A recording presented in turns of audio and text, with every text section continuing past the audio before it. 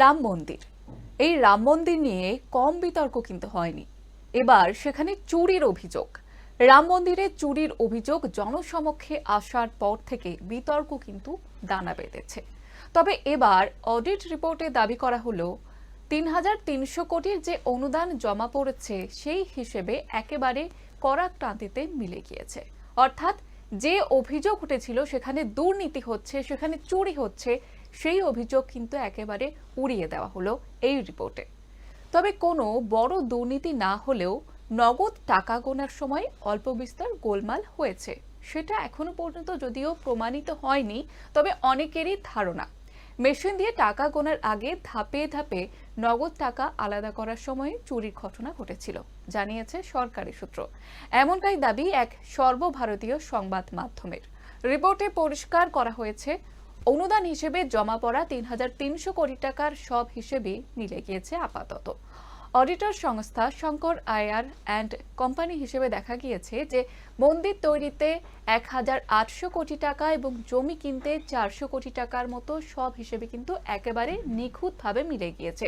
তবে যেহেতু মেশিন দিয়ে টাকা গোনা হয়েছিল, তখন অল্প বিস্তর গোলমাল হতেই পারে এবং সেক্ষেত্রে এই হিসেবটা তুলে ধরে বিরোধীরা কিন্তু ইস্যু করছে এবং তারা বলছে সেখানে দুর্নীতি হয়েছে এবং টাকা চুরি হয়েছে। এবং এই নিয়ে আমরা দেখলাম যে দেশ জুড়ে বিতর্কের একেবারে অন্ত নেই। তবে সেই বিতর্কে কিন্তু জল ঢেলে দিল এই রিপোর্টের সংস্থা।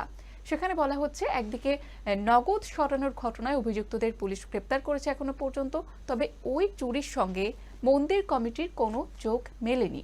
অর্থাৎ যে অভিযোগ এতদিন ধরে উঠে এসেছিল মন্দির কমিটির বিরুদ্ধে, সেই অভিযোগও কিন্তু এখন পুরোপুরিভাবে ভিত্তিহীন।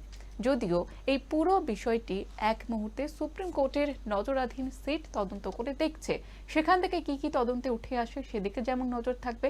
একদিকে চুরির অভিযোগ উঠতেই অযোধ্যার রাম মন্দিরের নিয়মে বড়সড় বদল আনা হয়েছে। নতুন নিয়মের ফলে রামলালার দর্শন আরো সহজ হতে চলেছে ভক্তদের জন্য। অর্থাৎ এই ঘটনা কিন্তু ভক্তদের জন্য সুখবর, কারণ রামলালার দর্শন পেতে যে ভোগান্তি অনেকেই হতো, এমনটাই অভিযোগ উঠে এসেছিল, সেই যে পদ্ধতি, সেই পদ্ধতি অনেকটাই সহজ হয়েছে। রাম মন্দির ট্রাস্ট জানিয়েছে যে ভক্তরা যেন আর বেশি করে মন্দিরের নাগাল পান, সেটা নিশ্চিত করতেই এই পদক্ষেপ নেওয়া হয়েছে এই কমিটির তরফ থেকে। এতদিন পর্যন্ত মন্দিরে গেলে স্রেফ রামলালার দর্শন পেতেন পুণ্যার্থীরা এবং সেখানে রাতের পর রাত ধরে লাইন দিতে হতো অনেকে। সাধারণ মানুষকে লাইনে দাঁড়িয়ে রামলালার দর্শন করে ফিরে যেতে হতো এবং অনেকেই অনেক ভোগান্তির শিকার হতো এমনটাই অভিযোগ তুলেছেন। মন্দিরের দোতলায় রাম দরবার পর্যন্ত পৌঁছতে গেলে প্রয়োজন হতো বিশেষ পাস।